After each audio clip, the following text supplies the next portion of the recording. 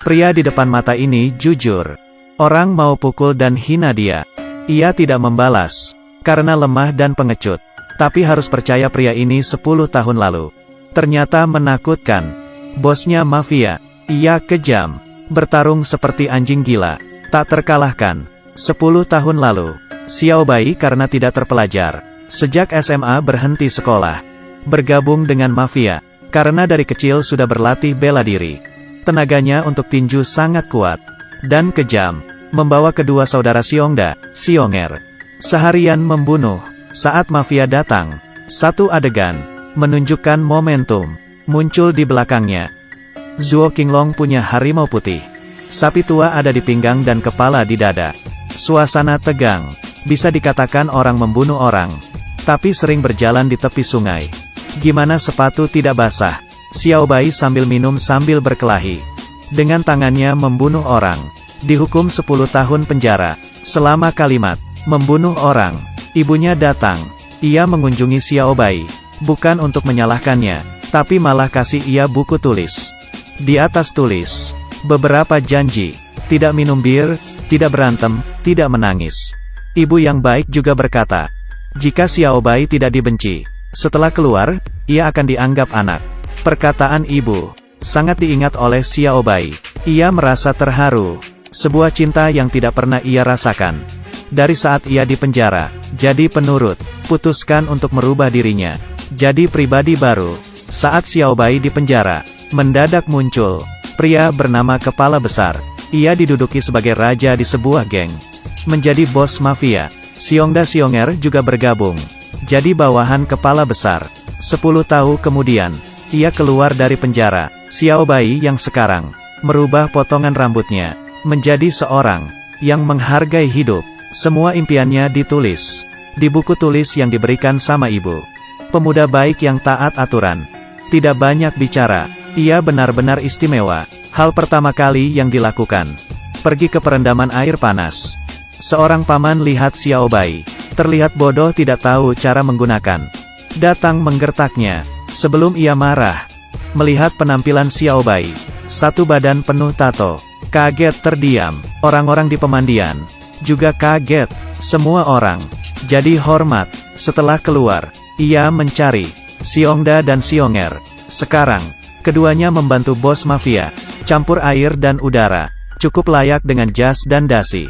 Masing-masing buka klub hiburan. Sekelompok adik laki-laki ikut. Meskipun Xiao Bai sudah memudar. Sudah lemah di tahun itu.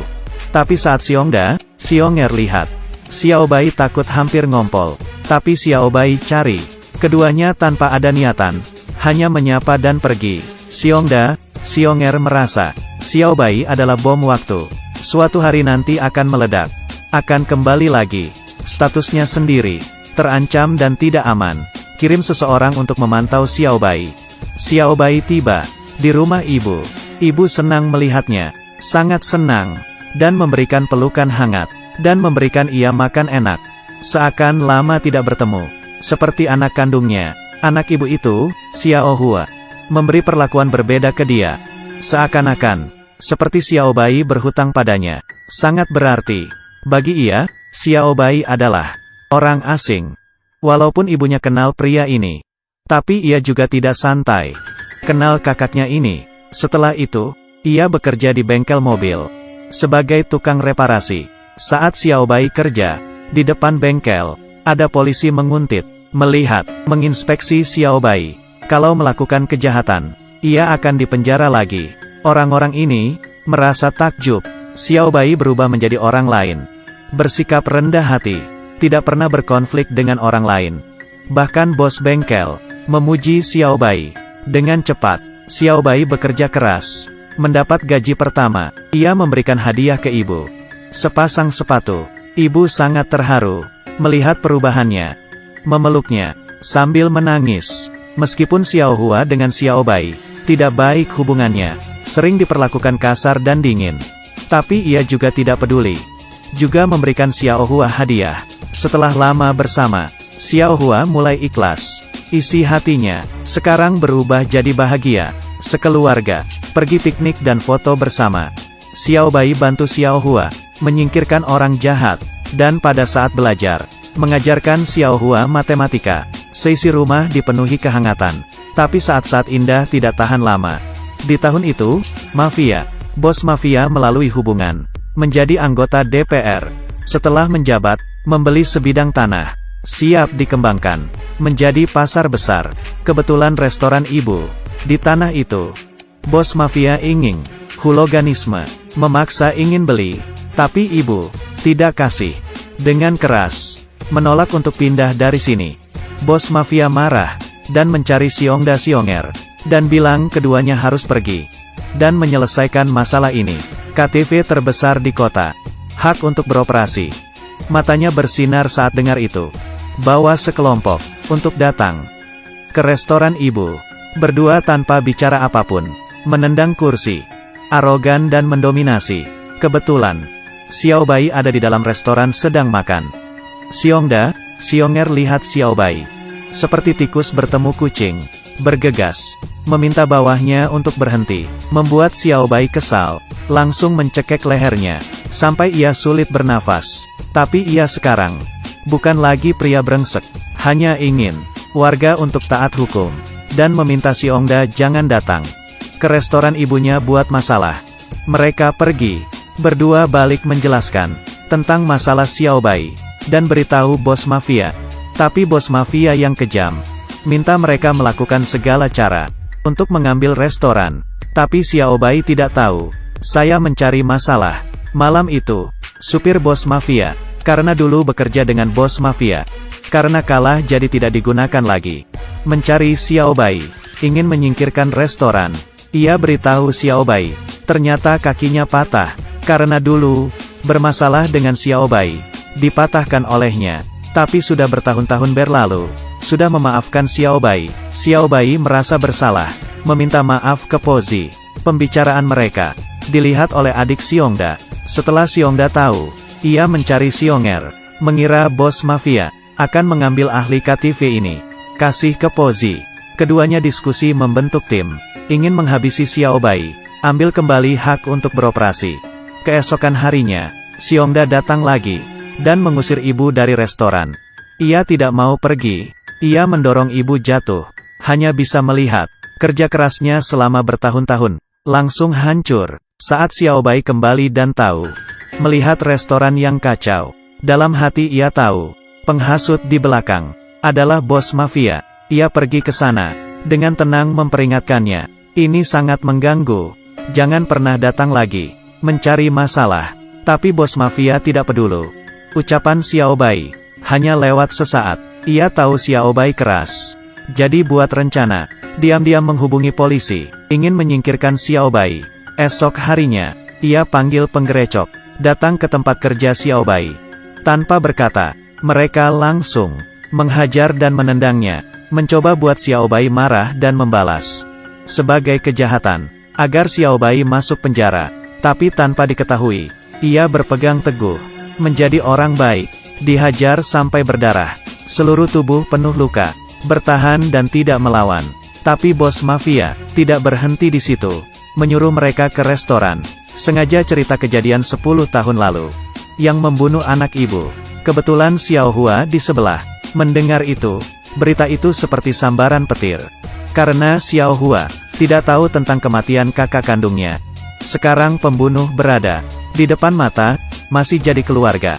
Tidak diragukan dalam hati, ingin memukul. Untungnya kesan Xiao Hua, ke kakak kandungnya, hanya bisa melawan keluarga. Aku sudah bersamanya sejak kecil. Sangat benci. Terakhir masih ada pilihan, memaafkan Xiao Bai, dan memanggil Xiao Bai, kakak. Ibu tahu betul, kalau bos mafia tidak akan melepaskan mereka sekeluarga. Esok harinya, ia bawa buku tulis untuk bos mafia, menemuinya. Berhenti di sini, tapi yang dilakukan ibu, tidak buat bos mafia lepas. Sebaliknya malah buat kesal, ingin membunuh. Tidak lama, saat Xiao Hua pulang sekolah, kepalanya dipukul oleh orang, masuk ke rumah sakit. Ia marah dan tahu perbuatan ini. Datang lagi cari bos mafia, agar keluarganya tidak disakiti lagi. Ia akan pergi bersama keluarganya. Wajah bos mafia, membiarkan tangan Xiao Bai dipotong. Tekad tegas, Xiao Bai hanya bisa setuju. Untungnya Pozi tidak membunuhnya. Xiao Bai bisa menjaga tangannya. Ia pikir bahwa keluarganya pergi, masalahnya bisa selesai. Ternyata bos mafia masih menyuruh Xionger membunuh ibu. Seakan ia bunuh diri. Bawa pergi buku tulis bos mafia. Saat Xiao Bai di rumah, di depan matanya lihat gambaran ini, membuat ia sakit hati dan meminta maaf. Tidak kuat dan mulai menangis. Memikiran semua kejadian, keluarga yang hangat hancur, orang yang mencintainya pergi. Xiao Hua terluka dan cacat. Saat Xiao Bai melihat anting di lantai, ia tahu jelas kematian ibu. Ia tidak bisa tahan lagi. Dalam hatinya marah. Apapun itu, setelah beberapa botol bir, ia bertekad untuk balas dendam. Ia adalah pembunuh. Datang ke tempat bos mafia. Di saat itu geng mafia mengadakan perjamuan. Ia lihat kelompok ini seperti anjing, dan langsung membakar seluruh ruangan. Xiao Bai saat ini menjadi iblis neraka. Mereka satu-satu dihajar habis. Semua bajingan ini ditakdirkan mati. Kedua tangannya terus menghajar. Xiao Bai juga terluka parah, tapi tidak jatuh. Ia kuat untuk membunuh bos mafia. Setelah membunuh Xiongda dan Xionger, ia penuh amarah menatap bos mafia. Langkah demi langkah berhadapan dengannya, tidak ada jalan keluar. Akhirnya putus asa dan dihajar mati sama Xiao Bai. Akhirnya bisa melepaskan amarah di hatinya. Balas dendam demi keluarga. Ia duduk dikelilingi api. Terakhir, Xiao Hua dapat keinginan menjadi dosen di kampus. Kapanpun kenangan bahagia, ibu dan Xiao Bai menjadikannya sebagai kenangan terindah. Xiao Yu ingin bilang, jika pengakuan bisa membuat seorang iblis menjadi baik, berarti seseorang yang baik juga bisa menjadi iblis. Jangan main-main dengan orang jujur, karena kamu tidak tahu seberapa mengerikan hatinya. Sekali terprovokasi, tidak akan membiarkan dirinya tersentuh.